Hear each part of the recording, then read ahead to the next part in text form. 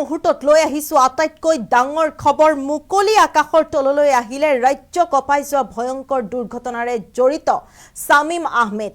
মহানগৰীৰ মঠঘৰীয়া যি ভয়ংকৰ দুৰ্ঘটনা সংঘটিত হৈছিল এই দুৰ্ঘটনাত প্ৰাণ গৈছিল থিতাতে মৃত্যুক আঁকোৱালি লৈছিল তিনিগৰাকীকৈ যুৱতীয়ে আৰু এই দুৰ্ঘটনাৰ সৈতে জড়িত হৈ আছিল শামীম আহমেদ এতিয়া জামিন লাভ কৰিছে দুৰ্ঘটনা সংঘটিত কৰাৰ পাছত শামীম আহমেদ পলায়ন অৱস্থাত আছিল পলাই আছিল আৰু তাৰ পিছত আৰক্ষীয়ে ডিব্ৰুগড়ৰ লাহোৱালৰ পৰা গ্ৰেপ্তাৰ কৰিছিল শামীমক আৰু 10 দিন মাত্ৰ কাৰাগাৰত 10 দিন থকাৰ পাছতে শামীম আহমেদে এতিয়া জামিন লাভ কৰিছে মুকলি আকাশৰ তললৈ আহিছে শামীম আহমেদ আমি এই মুহূৰ্তত সবিশেষ লৈ অহাৰ চেষ্টা কৰিছো এই মুহূৰ্তৰ আটাইতকৈ ডাঙৰ খবৰ মুকলি আকাশৰ তললৈ ৰাজ্য কপোৱা ভয়ংকৰ পথ দুৰ্ঘটনাৰে জড়িত শামীম আহমেদ এই ভয়ংকৰ পথ দুৰ্ঘটনাত থিতাতে নিহত হৈছিল তিনিগৰাকীকৈ যুৱতী আমি জনাই যোৱাৰ চেষ্টা কৰিছো 10 দিন কাৰাগাৰত থাকি জামিন লাভ কৰিলে শামীম আহমেদে এটা ডাঙৰ খবৰ দুৰ্ঘটনা সংঘটিত কৰি পলায়ন কৰিছিল শামীম আহমেদে আৰু ঘটনা সংঘটিত হোৱাৰ দুদিনৰ পাছতে আৰক্ষীয়ে গ্ৰেপ্তাৰ কৰা হৈছিল শামীম আহমেদক আৰক্ষীয়ে গ্ৰেপ্তাৰ কৰিছিল ডিব্ৰুগড়ৰ লাহোৱালৰ পৰা গ্ৰেপ্তাৰ কৰা হৈছিল শামীমক আমি এই মুহূৰ্তত প্ৰতিগৰাকী দৰ্শকক সবিশেষ জনাই যোৱাৰ চেষ্টা কৰিছো এটা ডাঙৰ খবৰ এইজনে হল শামীম আহমেদ যি আসলে ভয়ংকৰ যি পথ দুৰ্ঘটনা ৰাজ্য কপাই যোৱা ভয়ংকৰ পথ দুৰ্ঘটনাৰে জড়িত হৈ আছিল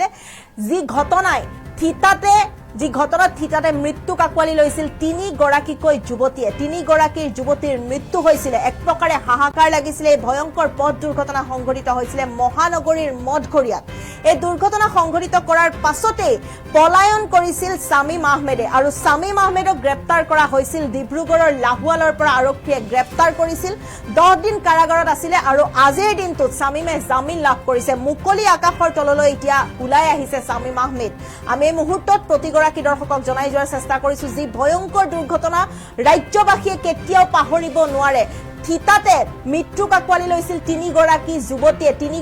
যুৱতীৰ অকাল মৃত্যু হৈছিল তিনিগৰাকী যুৱতীৰ সপোন ভাঙি চাৰখাৰ হৈছিল এক প্ৰকাৰে ৰাজ্য কপাই গৈছিল এই ভয়ংকৰ দুৰ্ঘটনা এক প্ৰকাৰে ৰাজ্য কপাই গৈছিল সকলো যে নিমিষতে শেষ হৈ গৈছিল আৰু এই দুৰ্ঘটনা সংঘটিত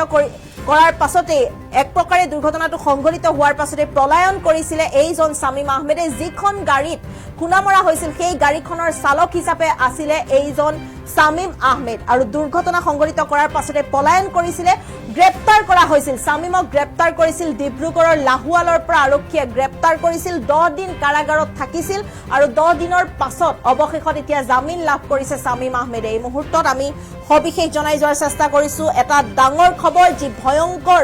ঘটনা সংঘটিত হৈছিল পথ দুৰ্ঘটনা 10 দিন মাত্ৰ কাৰাগাৰত থাকি এতিয়া জামিন লাভ কৰিছে শামীম আহমেদে এই ৰাজ্য কপাই যোৱা ভয়ংকৰ পথ দুৰ্ঘটনাত থিতাতে নিহত হৈছিল তিনিগৰাকীকৈ যুৱতী নিহত হৈছিল তিনিগৰাকী যুৱতীৰ যিখন গাড়ীত বহিছিল সেই গাড়ীখনৰ চালক হিচাপে আছিল এইজন যুৱক আৰু তেওঁলোক ওলাই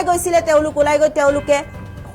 খুৰাৰ পাৰ্টি কৰিছিল 19,000 টকাৰ খুৰা গ্ৰহণ কৰিছিল তাৰ পিছত গোটেই নিশা তেওঁলোকে ফুৰিছিল অৱশেষত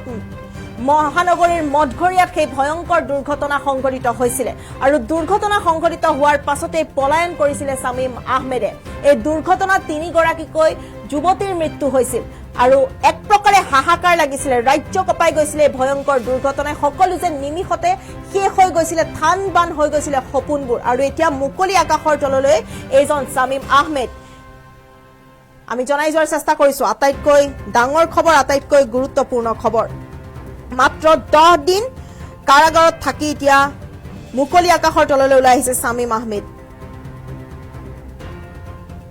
মুকলি আকাশৰ তললৈ ৰাজ্য কপোৱা ভয়ংকৰ পথ দুৰ্ঘটনাৰে জড়িত শামীম আহমেদ এই ভয়ংকৰ পথ দুৰ্ঘটনাত থিতাতে নিহত হৈছিল তিনিগৰাকীকৈ যুৱতী সেই তিনিগৰাকী যুৱতীয়ে এইজন যিখন গাড়ীত বহিছিল সেই যিখন গাড়ী দুৰ্ঘটনা পতিত হৈছিল সেই গাড়ীখনৰ চালক হিচাপে আছিল শামীম আহমেদ নিশা তেওঁলোকে খুৰাৰ পাৰ্টি কৰিছিল 19,000 টকাৰ খুৰাৰ পাৰ্টি কৰিছিল তাৰ পিছত তেওঁলোকে গোটেই নিশাটো মহানগৰীত ঘূৰিছিল অলিয়ে গলিয়ে ঘূৰিছিল তাৰ পিছত মহানগৰীৰ মঠঘৰীয়াত সেই ভয়ংকৰ দুৰ্ঘটনা সংঘটিত হৈছিল হৈছিলে দুৰ্ঘটনা সংঘটিত কৰাৰ পাছতে পলায়ন কৰিছিলে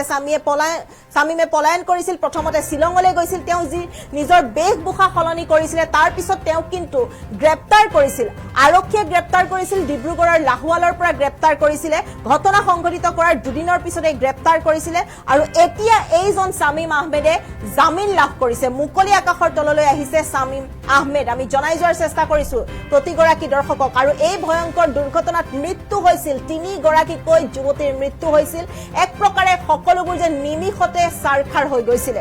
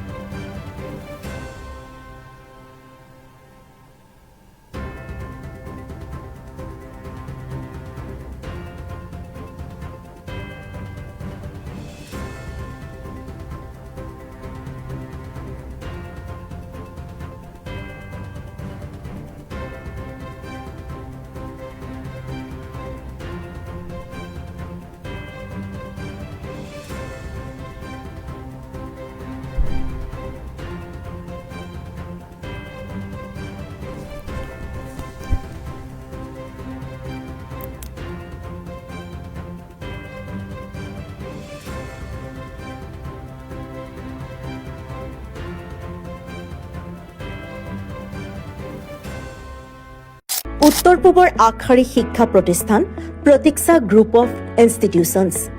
2026 বৰ্ষৰ বাবে আৰম্ভ হ'ল নামভৰ্তি প্ৰক্ৰিয়া B Pharm D Pharm BSc nursing BMRIT BMLT GNM BPT পাঠ্যক্ৰমৰ বাবে মুকলি নামভৰ্তি 17 এপ্ৰিলৰ পৰা আৰম্ভ হৈছে বিনামূলীয়া CEE কোচিং আজিয়ে যোগাযোগ কৰক এই নম্বৰত